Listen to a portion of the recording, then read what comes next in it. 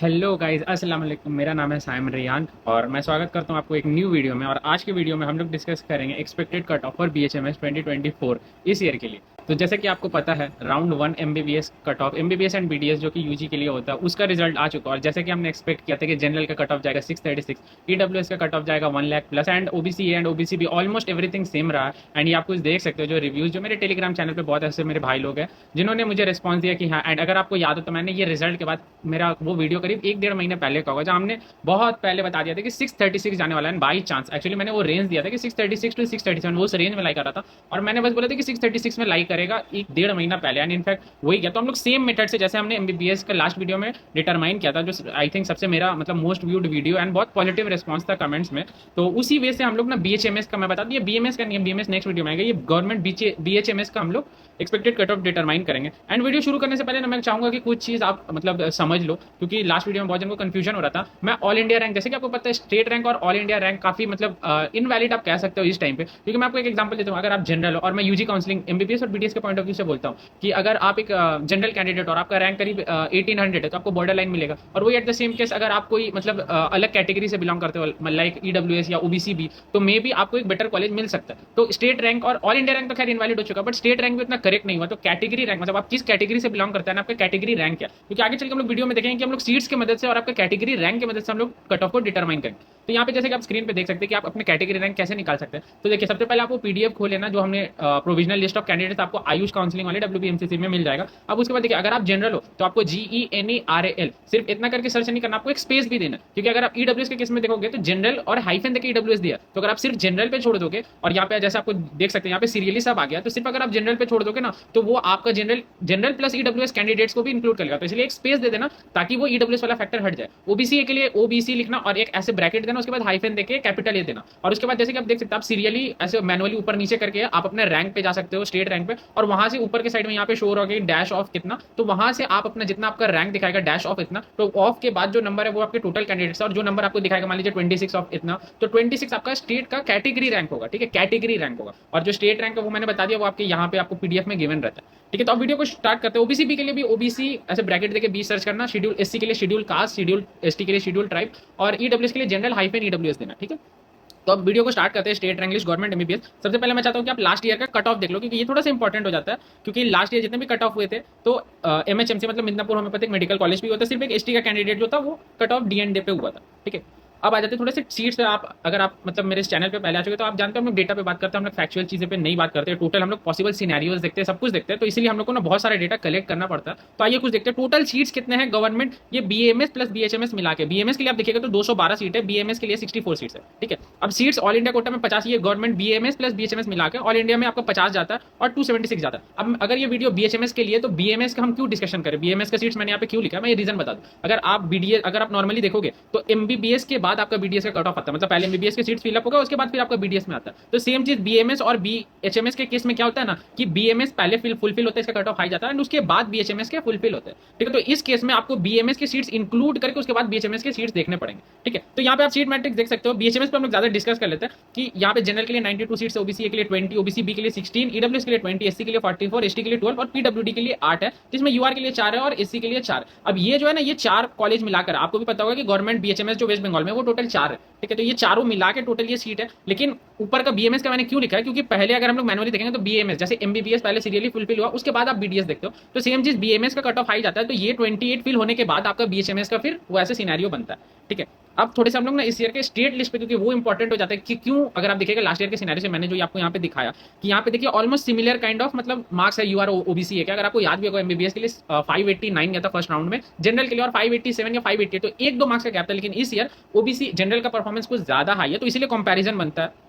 तो अगर आप देखिएगा, ये आपको कंपैरिजन देखो, ये पूरा चीज आयुष का। अगर आप लास्ट ईयर देखिएगा तो कितने जनरल कैंडिडेट्स टोटल आयुष के काउंसलिंग में अप्लाई किए थे, वो 252, और इस ईयर देखिएगा 341, मतलब एक ऑलमोस्ट 90 से इंक्रीज किया। और ऐसा क्यों हुआ, तो देखिए ये कुछ रीजन हम लोग आगे जाके पढ़ेंगे। तो आप थोड़ा सा ना कैंडिडेट वाइज देखते हैं। लास्ट ईयर ओबीसी के कैंडिडेट्स कितने थे, 192, इस ईयर कितने 117। ये काफी इंपॉर्टेंट हो जाता है, क्योंकि ओबीसी के केस में इसलिए थोड़ा सा कट ऑफ लो जाएगा। और एक जनरल ओबीसी होता है ना, जो हम लोग सेंट्रल लिस्ट को ओबीसी बोलते हैं, तो वो भी पार्टिसिपेट करते हैं, उन्होंने ओबीसी एबी के हिसाब से अलॉट होता है। ठीक है, लास्ट ईयर 23 थे, इस ईयर 20 है। ओबीसी में लास्ट ईयर 66 थे, इस ईयर 47 अगेन डिक्रीज हुआ है। ईडब्ल्यूएस के केस में भी डिक्रीज हुआ है, और एससी और एसटी के केस में इंक्रीज हुआ है। ये काफी इंपॉर्टेंट हो जाता है, क्योंकि इस वजह से एससी और एसटी का कट ऑफ लास्ट ईयर के कंपैरिजन में काफी एक एक्यूरेट हो जाएगा।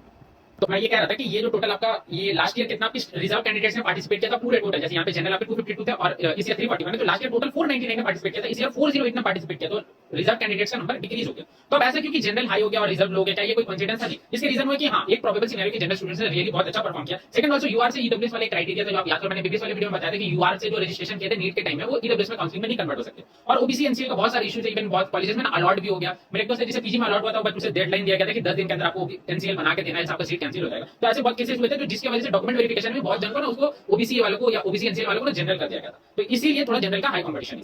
अब थोड़ा सा हम लोग सीट फिलिंग पे आ जाते हैं। तो वैसे याद रखना कि जनरल के जो होता है ना वो सीट्स पहले फिलअप होंगे, उसके बाद रिजर्व के फिलअप होंगे। तो मतलब अगर आप ऐसा तो मैनुअली देखिए, क्योंकि मैंने आपको बताया कि जनरल के 120 सीट्स, तो 1 से लेकर 120 सीट्स तो यूआर के फिलअप होने चाहिए। तो 120 रैंक पे जो मार्क्स होगा तो वो तो जनरल को मिलना चाहिए, बट ऐसा नहीं होता क्योंकि सीट कन्वर्जन होता है। ठीक है, जो और मतलब जो बाकी रिजर्व कैंडिडेट्स होते हैं ओबीसी एबी ईडब्ल्यूएस वाले, और वो अच्छा परफॉर्म मतलब मेरिट बेस में जनरल से ज्यादा मार्क्स लाते हैं, तो उनको यूआर के सीट्स अलॉट हो जाते हैं। ठीक है, तो वो आगे चल के हम लोग पता करेंगे। वो थोड़ा आप इस केस में देखो कि लास्ट ईयर का फर्स्ट राउंड का नीट 2023 में देखोगे ना, जो जनरल का स्टेट रैंक था 203 पे क्लोजिंग गया था, और ये कैंडिडेट रैंक कैसे मैंने आपको बोला था निकाले, तो वो 80 जो कैंडिडेट रैंक था वो 80 यूआर था। अब आप इससे रिलेट करो कि टोटल 120 सीट्स यूआर के थे। ठीक है, यूआर के 120 सीट्स यूआर के लिए थे, लेकिन सिर्फ 80 सीट्स मिले यूआर को, और बाकी 40 सीट्स यहां से आप समझ सकते हो कि वो कन्वर्ट हो गए। ठीक है, ओबीसी ए के लिए भी आप देख लो 219 स्टेट रैंक पे क्लोज हुआ था, जिसका ओबीसी ए रैंक था 90, ओबीसी बी के लिए 290 था स्टेट रैंक, और ईडब्ल्यूएस के लिए 506 स्टेट रैंक था। अगेन ईडब्ल्यूएस रैंक भी आप देख लो, कैटेगरी रैंक में साथ साथ लिखा हुआ एंड टोटल सीट्स भी लिखते हो। यहाँ पे जनरल के लिए आप देखो 120 सीट्स थे, ओबीसी ए के लिए सिर्फ 26 सीट्स है, लेकिन कितने रैंक पे आपका गया 90 ओबीसी ए रैंक तक गया, मतलब और 90 जितने ओबीसी ए कैंडिडेट्स वाले थे ना उनको मिला, हालांकि सीट्स उनके लिए कितना था 26, तो बाकी जो 64 आप देखोगे तो उनको यूआर कैटेगरी में ऐसे अलॉटमेंट हुआ। ठीक है, ओबीसी बी के लिए आप देखोगे अगेन यहाँ पे आप सब देख सकते हो, एससी का 465 स्टेट रैंक गया था, एसटी का 746। ठीक है, मैं यहाँ पे वही लिखा हूँ कि आप देखो 120 टोटल सीट्स थे, बट 80 को ही अलॉट हुए थे, मतलब कैटेगरी रैंक में, तो 40 सीट्स है वो ना रिजर्व स्टूडेंट्स को मिला। ठीक है, अब ये सीट कन्वर्जन कैसे होता है ये थोड़ा समझ लिया, मैंने बहुत अच्छे से एमबीबीएस में समझाया था, मैंने स्किप करके थोड़ा सा जल्दी समझा देता हूँ। मान लो कोई कॉलेज में ना 5 सीट है, ठीक है 5 सीट्स है, जिसमें से 4 सीट्स है यूआर के, 6 सीट्स कर लो इसको, 4 सीट्स है यूआर के और 2 सीट्स है चलो आप मान लो ओबीसी बी के। ठीक है, अब जैसे मान लो कोई स्टूडेंट्स है जो 590, 585, 575, 570, 565, 560 और यहाँ पे 540 और 535, आप ऐसे समझ।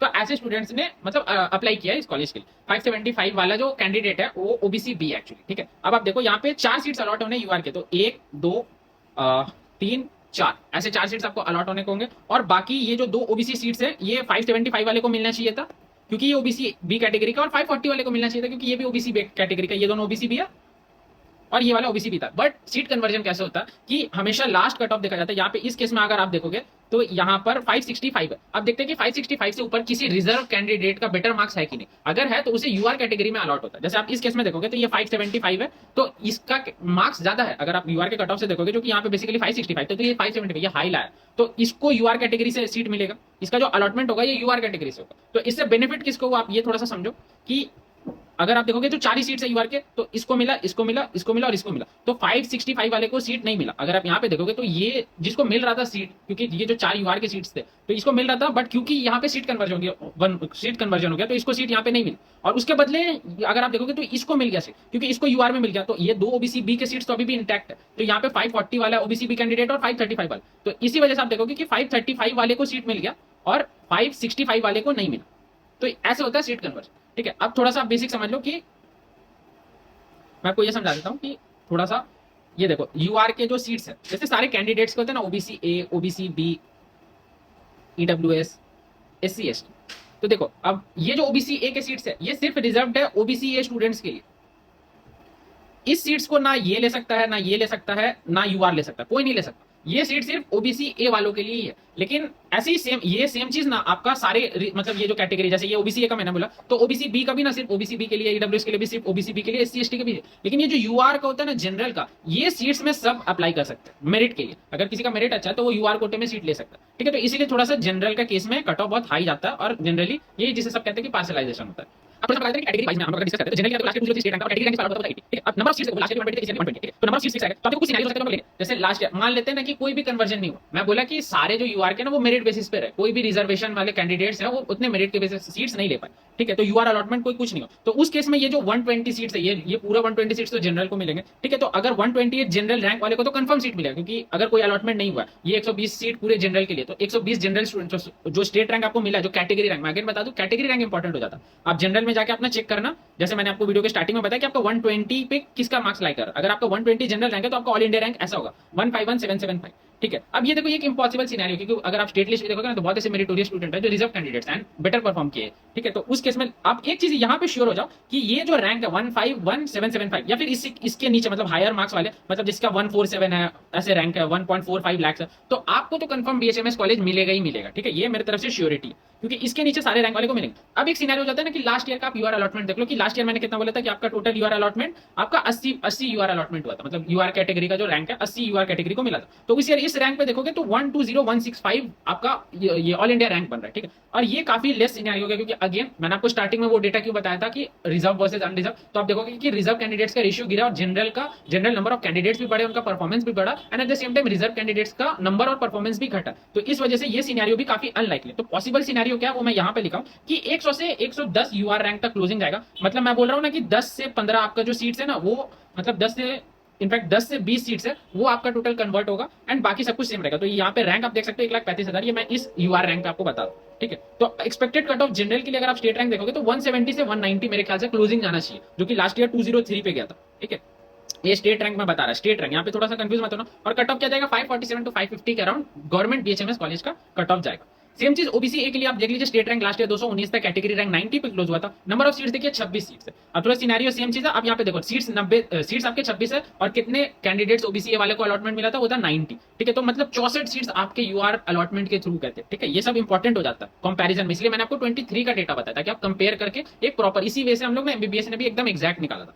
ठीक है, अब first scenario again no UR allotment 26 ही जो सीट्स है वो 26 सीट्स ओबीसी ए वाले को मिले तो 95540, तो इस रैंक वाला ये तो श्योर हो जाए कि इतना सी नीचे तो आपको कंफर्म गवर्नमेंट बीएचएमएस सीट्स मिलेगी। ठीक है, अब लास्ट ईयर के सिनेरियो पे देखोगे तो 3.17 लाख हो जाता है, अगेन ये काफी इंप्रोबेबल है। तो प्रोबेबल आपका सिनेरियो क्या होगा, जो लास्ट ईयर 64 अलॉटमेंट हुआ था, मैं कहूंगा इस ईयर 30 के अराउंड ओबीसी ए के लिए अलॉटमेंट हो गया एंड 1.5 लाख के अराउंड रहना चाहिए, या फिर मतलब इसी केस में 1.5 टू 1. आप कह सकते हो कि 1.55 ऐसे लाख के भी अराउंड होना चाहिए एंड इसका प्रोबेबल मार्क्स है 540। तो मैं कहूंगा कि अगर आपका एक्सपेक्टेड कट ऑफ ओबीसी ए के लिए देखें तो 540 से 543 है, तो इजीली आपको गवर्नमेंट बीएचएमएस कॉलेज मिल जाएगा। ओबीसी बी के लिए अगेन देख लेते हैं, 290 लास्ट ईयर स्टेट रैंक पे गया था, कैटेगरी रैंक आप देख सकते हैं 31। अगर आप नंबर ऑफ सीट्स देखोगे तो 20, जो कि सेम है लास्ट ईयर भी, सीट मैट्रिक्स अगर आप देखोगे तो सेम है लास्ट ईयर जो था, इस ईयर भी ना सीट इंक्रीज हुए ना डिक्रीज हुए। ठीक है, तो अगेन 3 सिनेरियोज हम लोग देख लेते हैं। एक चीज इंपॉर्टेंट हो जाता है कि लास्ट ईयर 31 कैटेगरी रैंक पे हुआ था और सीट्स तो 20 है, तो टोटल 11 कैंडिडेट्स का यूआर अलॉटमेंट हुआ। तो अगर आप देखोगे सिनेरियो तो फर्स्ट केस में नो यूआर अलॉटमेंट, मतलब जितने ओबीसी बी के सीट्स है वो टोटल कोई यूआर अलॉटमेंट नहीं ले गया ओबीसी बी वाला, तो उस केस में आप ऑल इंडिया रैंक यहाँ पे देख सकते हो अगेन। और लास्ट ईयर के सिनेरियो के हिसाब से भी आप ऑल इंडिया रैंक देख सकते हो, बट इस ईयर मेरे हिसाब से लास्ट ईयर जो 11 था, मेरे ख्याल से 4 से 5 यूआर अलॉटमेंट होंगे आपके और आपका all India rank 1.5 lakh to 1.57 lakh इसके अराउंड लाइक करना चाहिए, जो कि आपका हो जाता है ना, ये इनफैक्ट 1.53 होगा, ये मेरे से मिस्टेक हुआ, 1.53 टू 1.57 होगा और ये 536 टू 538 के इनफैक्ट आपका प्रोबेबल कट ऑफ होगा। ठीक है, ये मैंने रेंज यहाँ पे दिया था इस मार्क्स का। अब आगे बढ़ते हैं ईडब्ल्यूएस, ये काफी एक इंपॉर्टेंट हो जाता है क्योंकि लास्ट ईयर भी ये ऑब्जर्व हुआ था कि एससी का कट ऑफ लो गया था ईडब्ल्यूएस से, इस ईयर भी एग्जैक्ट सेम है। स्टेट रैंक आप देखोगे तो 506 पे लास्ट ईयर क्लोज गया था आयुष वाले में, कैटेगरी रैंक था 35 और नंबर ऑफ सीट्स देखोगे तो 26 थे लास्ट ईयर, इस ईयर भी सेम है। तो लास्ट ईयर 9 तो आपको यूआर अलॉटमेंट होगा क्योंकि जितने कैंडिडेट सीट्स मतलब इनको अलॉट हुआ था वर्सेस कि कितने सीट्स थे। ठीक है, तो 9 कैंडिडेट्स को यूआर कैटेगरी में अलॉटमेंट मिला था। अब थोड़ा सा सिनेरियो पे आ जाता है, अगर लास्ट ईयर के सिनेरियो पे चलते हैं, लास्ट ईयर के सिनेरियो पे आप ऑल इंडिया रैंक देख सकते हो 9,37,000, जो कि लास्ट ईयर के सिनेरियो अगेन ये काफी इंप्रोबेबल है। ठीक है, अगर यूआर अलॉटमेंट नहीं होता, ये वाला केस इंपॉर्टेंट हो जाता है, अगर यूआर अलॉटमेंट नहीं होता, मान लो कि सारे ईडब्ल्यूएस के सीट्स कोई भी मेरिटोरियसली उतना परफॉर्म नहीं किया, नॉर्मली सब परफॉर्म किया, तो एटलीस्ट वो 26 जो ईडब्ल्यूएस मैंने आपको बताया ना कि रिजर्व के जो सीट्स है वो रिजर्व वाले के लिए, तो ईडब्ल्यूएस का जो सीट्स है वो सिर्फ ईडब्ल्यूएस वाले के लिए, तो 26 जिसका ईडब्ल्यूएस का कैटेगरी रैंक 26 है तो उसको तो कंफर्म सीट मिलना है अगर यूआर अलॉटमेंट नहीं हुआ तो। ठीक है, तो ये 4 लाख अगर सबको नॉर्मली अगर यूआर अलॉटमेंट नहीं भी हो तो 4,90,000 वाले को तो कंफर्म सीट मिलेगा। मतलब अगर आपका मार्क्स 4,80,000 है, 4,70,000 है और आप ईडब्ल्यूएस है तो आपको कंफर्म सीट मिलेगा। ठीक है, तो इस ईयर अगर देखते हैं तो इस ईयर का प्रोबेबल सिनेरियो, लास्ट ईयर जो 9 आपके यूआर अलॉटमेंट हुए थे, मैं इसे बोलूंगा 3 से 4 आपके एक्सपेक्टेड है, इनफैक्ट 2-3 ऐसे भी हो सकते हैं, तो उसके अराउंड 6.3 लाख टू 6.6 लाख ऐसा भी आपका जा सकता है कट ऑफ। ठीक है, तो अगर मैं वही बोलूंगा 299 टू 300 टू इनफैक्ट बिलो 300 भी जा सकता है, मतलब कंसीडरिंग कि यूआर अलॉटमेंट कितने हो रहे हैं, और यूआर अलॉटमेंट नहीं हुआ तो 4,90,000 इतना तो मिनिमम जाएगा ही जाएगा। ठीक है, इसी पे आ जाते हैं लास्ट ईयर का आप स्टेट रैंक देखो, कैटेगरी रैंक देखो एंड अगेन 24 यूआर अलॉटमेंट हुए थे लास्ट ईयर। अगर इस ईयर नो यूआर अलॉटमेंट होंगे तो 57 कैटेगरी रैंक को एज ऑलवेज सीट मिलेगा क्योंकि 57 नंबर ऑफ सीट्स है, इस ईयर भी सेम।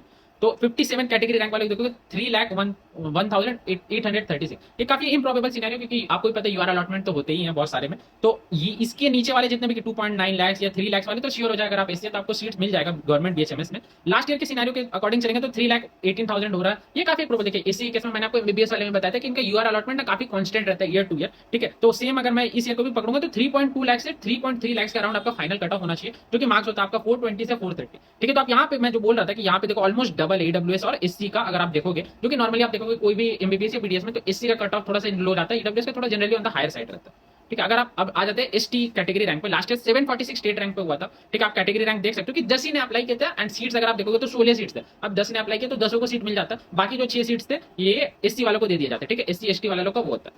तो अगर आप यहाँ पर देखोगे तो 16 सीट्स है, लेकिन इस ईयर अगर आप देखोगे तो टोटल नंबर ऑफ कैंडिडेट जो एसटी के थे, जैसे मैंने ऊपर दिखाता हूँ आपको, ये रहा। तो इस ईयर 29 कैंडिडेट्स ने अप्लाई किया, तो इस ईयर सारे एसटी वाले सीट्स नहीं ले जाएंगे, इस ईयर उनमें भी कंपटीशन होगा बीएचएमएस वालों का, ठीक है।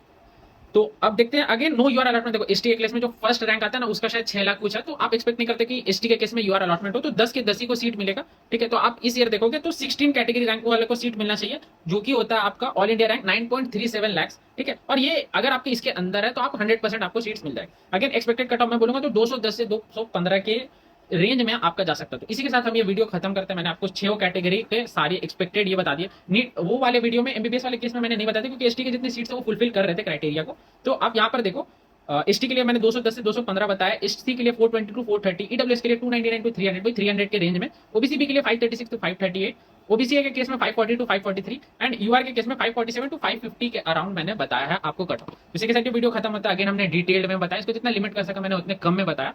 एंड बीएमएस का कट ऑफ इसके बाद नेक्स्ट होगा, क्योंकि बीएचएमएस के लिए ना आपको बीएमएस कंसीडर करना पड़ता है, क्योंकि मैनुअली सीट्स फुलफिल होता है। जैसे आपको बीडीएस का कट ऑफ बताना है तो आपको एमबीबीएस को कंसीडर सीट्स मतलब कंसीडर करना पड़ता है, क्योंकि पहले वो फुलफिल होते हैं। सेम केस बीएचएमएस के लिए भी। तो इसी के साथ ये वीडियो खत्म करते हैं, मिलते हैं नेक्स्ट वीडियो में। तब तक अपना ख्याल रखें जरूर। अगर आप न्यू चैनल तो जरूर सब्सक्राइब करें। मिलते हैं नेक्स्ट वीडियो में, तब तक अल्लाह हाफिज, ख्याल रखें।